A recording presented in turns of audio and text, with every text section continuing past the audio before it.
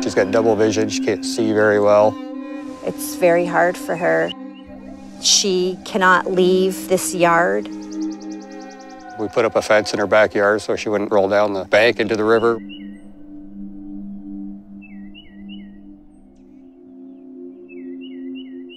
She loves feeding her bird, taking care of the wildlife that comes around.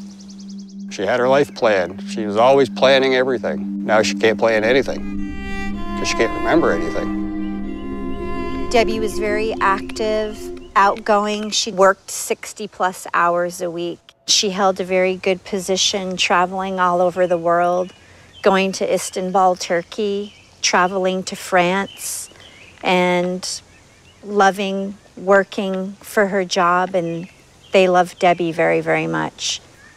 Now she is dependent on everybody, myself, my brother, friends. She cannot go into the front of the yard by herself because her vision.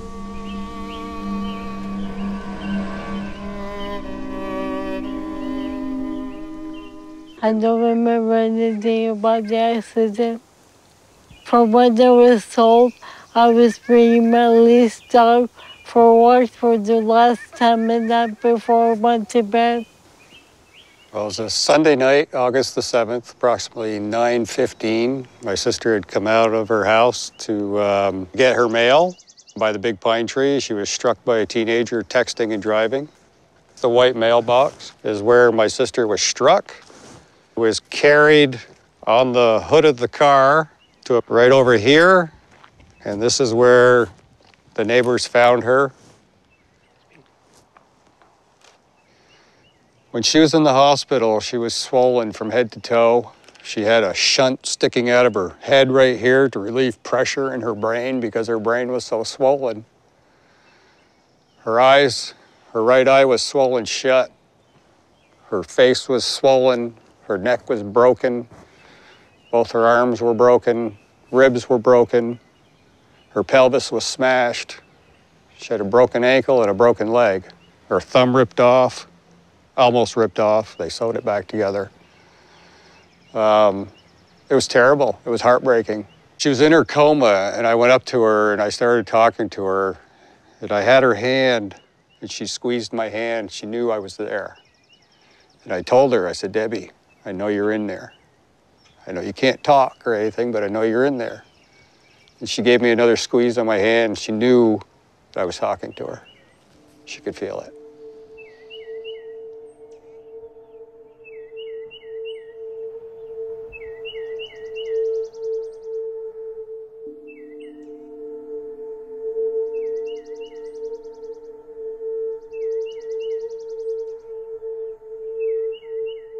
Her sentence was 30 days in jail. She's got 5 months of house arrest, 500 hours of community service, and that's about it. My sister doesn't want anything to do with her. She's too angry right now. And I don't think that anger is going to go away anytime soon. Charlie is the big chocolate lab right here.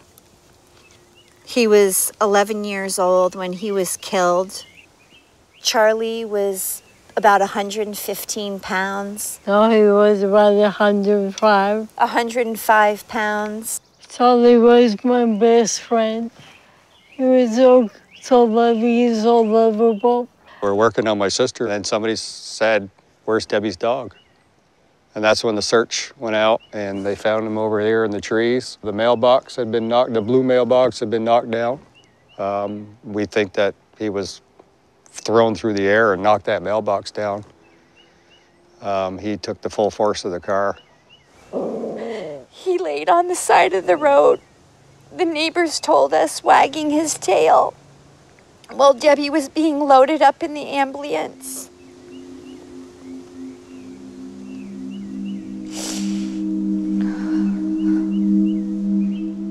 It's just not right. My sister's life has been changed forever. She went from being active to inactive in a stroke of a second, and it's over. Her life as she knew it is over. She loved work.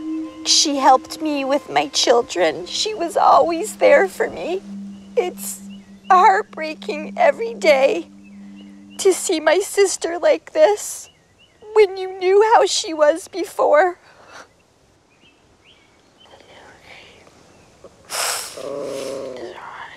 I know.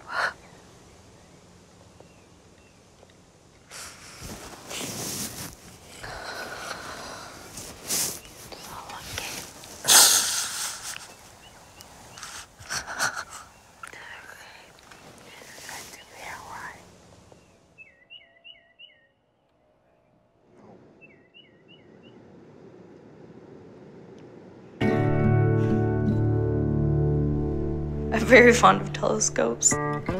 It's just a reminder of my father and the good times that we used to have. The telescope's just another way that I look at him being a scientist and the brilliant man he was.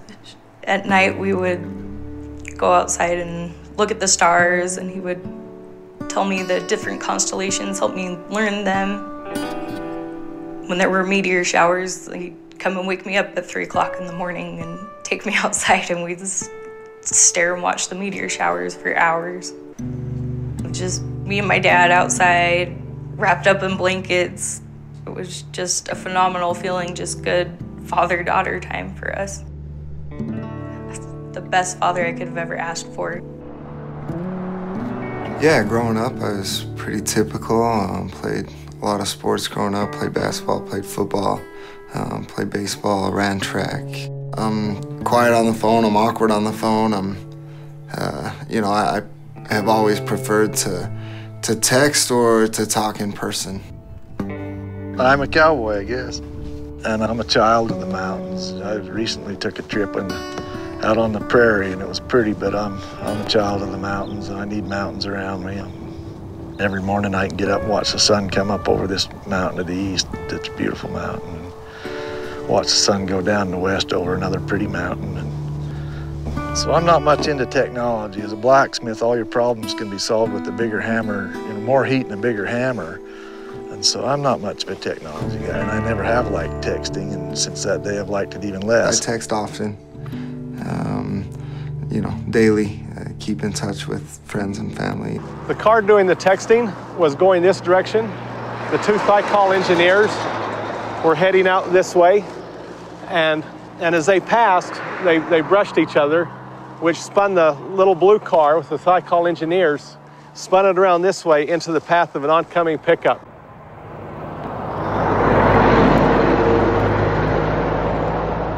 There's about a 15 or 16 mile stretch of Highway 30 going to Logan, and from the time we started on that stretch of road headed towards Logan, the driver ahead of me was distracted. I did notice that. He crossed over the center line multiple times. It was early in the morning. It was still fairly dark outside, and it was raining pretty bad. And on my way to work, I'm texting and reading messages, and I go across the center line and I hit another car. I don't remember what I was texting. I don't remember what the message said. That's how important it was. And I saw him cross over the center line, and at that moment, things kind of go into slow motion, and you could just see that, and I thought, man, this is gonna be bad. I remember the sound of the cars hitting, glass breaking, brakes and tires squealing. He just sideswiped it and sent it into a skid, and I had the definite recollection of thinking to myself that, I knew right then that I was going to collide with that car, and I just thought, oh, this is going to be bad. I knew right then and there, and the question in my mind was, how bad was it going to be? And my truck hit the passenger's side of the car and basically scooped the car up and carried it off into the ditch with us as we were, I had braked and was trying to get stopped and avoid it, and obviously I couldn't. My pickup went halfway through that car. I got out of my car, I ran back towards the accident, and there was a man on the phone. I heard him say that there were two men in the car that weren't breathing. The two people that were killed were inside the blue car. This other one shows what the car looked like after the accident.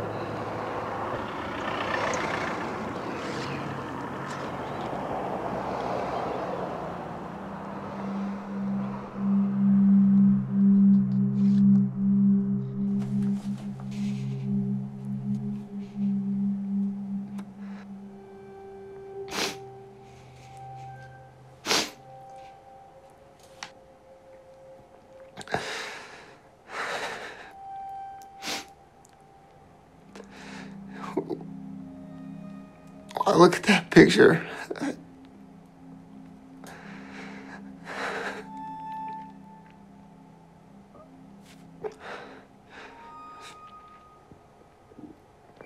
All I can think about is those families, those two men. And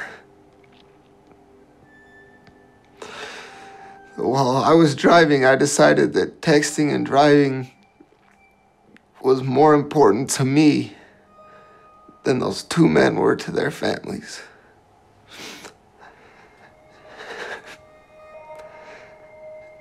And how selfish that was of me to make that decision to text and drive.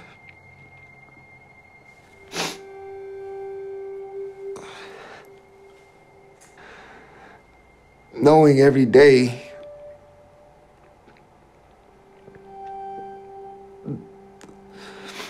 that you killed two people is one of the hardest things that you could live with.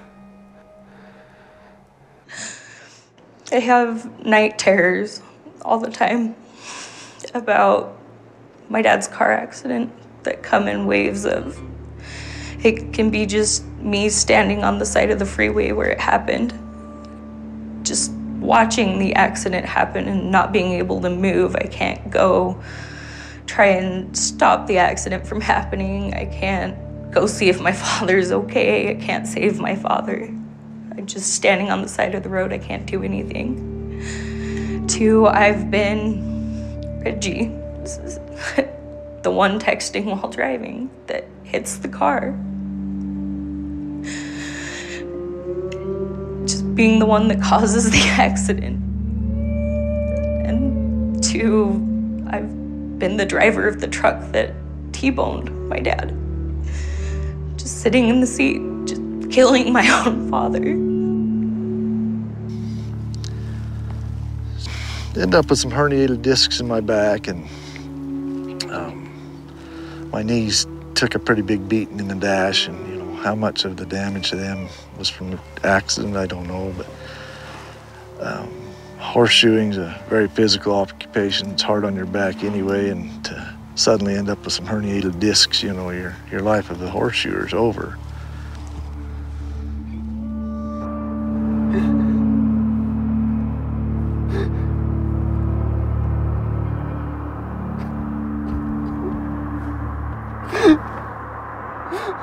It's been almost 7 years in September, and it is still very difficult for me. That accident was preventable. There's no other way to look at it. Put my phone away, and I saved those two men's lives. And it's that simple. It's that simple for me now, looking back. And when I speak to others, I share the same message. I say, now it's that easy for you going forward to save someone's life. You put the phone away when you drive, and you're safer behind the wheel, and everyone else is safer on the road around you. I want people to look at me and look at what I did and what I caused and say, I don't want to be that guy.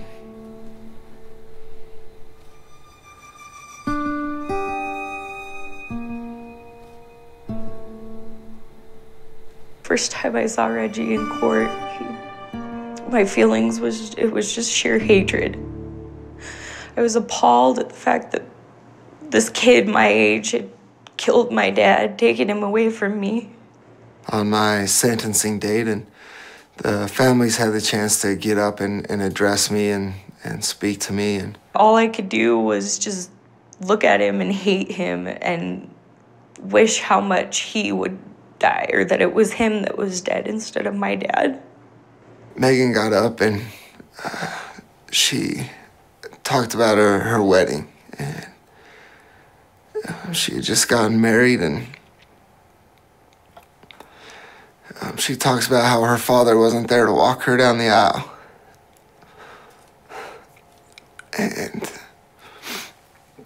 she looked at me and she said, because you took that from me. And she was absolutely right.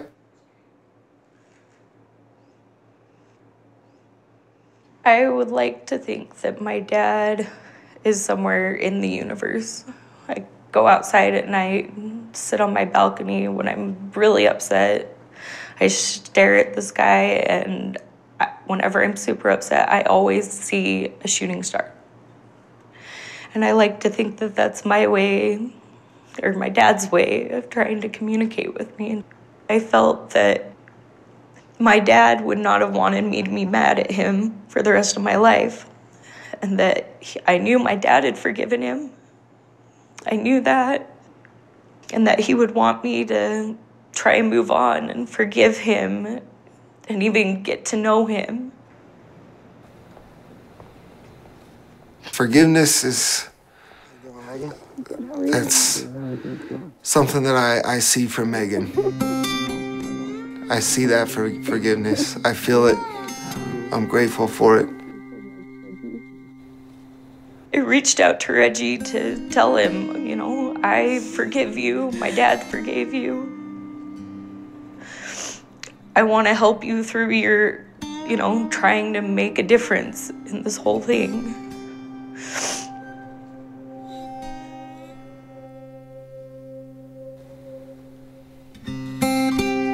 I was once told that to be a good member of society, you have to give back more than you take. I can never give back those two men's lives, ever.